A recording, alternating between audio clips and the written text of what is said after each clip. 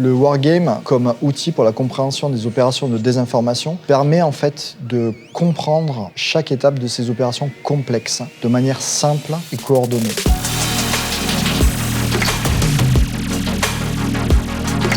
Le wargame apporte à la cyberdéfense plusieurs éléments en fait.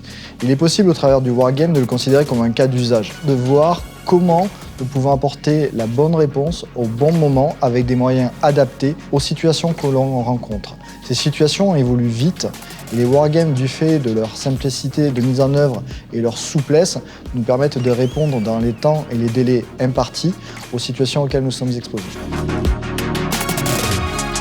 Là, du coup, on est au tour 2. Pour le moment, les jauges sont relativement négatives. Les joueurs débattent ensemble pour essayer de voir quelle carte est-ce que collectivement ils vont choisir ou pas.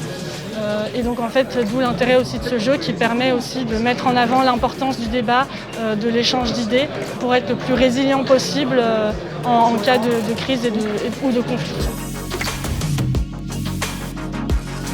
Le Cyber Wargaming Seminar est ouvert à tous, car le wargame concerne l'ensemble de la communauté cyber en fait, qui est intéressée par les opérations d'information.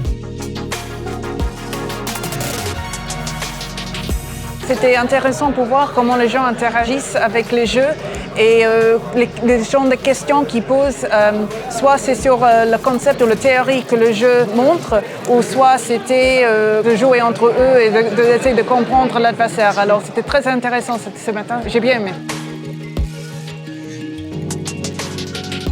Pour moi, l'objectif principal du cyber wargaming, c'est établir un écosystème, c'est-à-dire mettre en relation des acteurs, que ce soit industriels, étatiques ou de recherche, qui travaillent sur les mêmes sujets, la désinformation, mais avec un regard différent et qui ne se parlent pas en règle générale.